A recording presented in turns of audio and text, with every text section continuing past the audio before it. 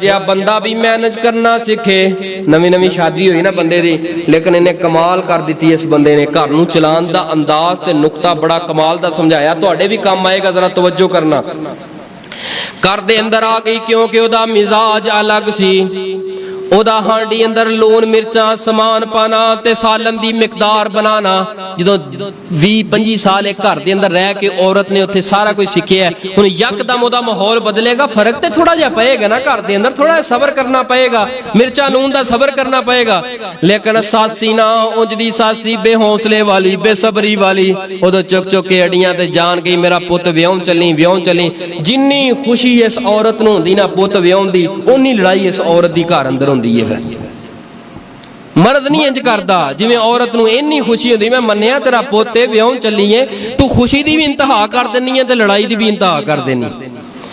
घर दे अंदर लैंदी ब्याह के ते ओ ना जदों शाम नूं फिर खाना शाना बनाया ते ओ सस दे ना मिजाज दा खाना ना बनिया। मिर्चा मुर्चा कोई ज्यादा पै गईयां, कोई बेज़ायका जा बन गया। उन्हें अपने घर दे मुताबिक बनाया। नवी जो आई सी खाना बनाया ते इन्हें चुकिया खाना ते लिया के सस अगे रखिया, मारिया बुरकी लाई ते मारिया हाथ, जा परा लाया चुक के, तेरी मां ने कुछ नहीं सिखाया। जो औरतां दी जुबान ने इस्तेमाल की थी, फौरी तौर ते अपने पुत नूं फोन मिलाया, कॉल की, जी मां जी की गल है?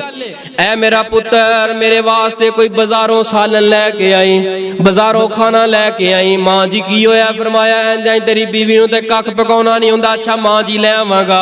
हुण इन्हें कीती थोड़ी जी अकलमंदी, बेवकूफी करदा ते आके या ते मां दी नाफरमानी कर पैंदा ते या बीवी नूं घरों कढ दिंदा। दोवां च एक काम होना सी ना। लेकिन इन्हें मां नूं भी राजी कर लिया, बीवी नूं भी राजी कर लिया। राजी किवें कीता? जरा कमाल दा इन्हें अंदाज इख्तियार कीता है। घर दे अंदर सालन लिया के ते कौली अंदर पा के बर्तन सजा के मां अगे रख दिता है।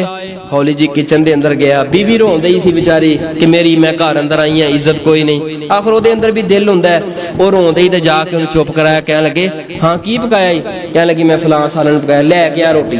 उन्हें फड़ के खाधी। है ते एदे मजाज दा भी नहीं सी सालन, लेकिन थोड़ा जिहा हौसला करके वक्त पास करने वास्ते कहण लगा ये इंज दा कमाल दा खाना है, सदके जावां, इंज दा खाना अज तक मैं खादा ही कोई नहीं। वाकई दा नहीं खादा।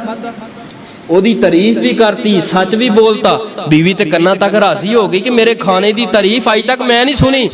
इंज दी तारीफ करती, उधरों मां नूं कोलों लिया के दे दिता, नाल कह दिता मेरी मां दा ना ब्लड प्रेशर दा मसला, जबकि है भी कुछ नहीं सी, इंज इंज दा मसला है ते ओनू मसला बन जांदा है ते ओदे हिसाब नाल। लेकिन तू मेरे हिसाब दा खाना इंज बनाया कि जिवें तू मेरा पहले भी खाना बनाउंदी रही है, तेनू मैं दसिया नहींगा। बीवी भी राजी करती, मां भी राजी करदी, घर दे अंदर सुकून ते इत्मीनान दा गवारा बन गया। रब्बना हब लना मिन अज़वाजिना व ज़ुर्रिय्यातिना। अल्लाह सोनिया मेरे खामद नू, औरत दुआ करे मेरे खामद नू मेरे दिल दा सुकून, अखां दी ठंडक बना दे। औरत नू खामद दुआ करे अल्लाह दे कोलों औरत नू मेरियां अखां दी ते दिल दा सुकून ते ठंडक बना दे। रब्बना हब लना मिन अज़वाजिना व ज़ुर्रिय्यातिना। सोनिया अल्लाह को हर वक्त दुआ करदा रहा कर, घरेलू मामलात दी वजह मामले दे अंदर ऐ मियां ते बीवी दे इख्तिलाफात, अल्लाह दी कसमें इतने अदालतां दे अंदर तलाकां दे मामलात बढ़ चुके ने। एक छोटी छोटी गल दी वजह तो किते मां दा कसूर है, किते बाप दा कसूर है, किते सुसर दा कसूर।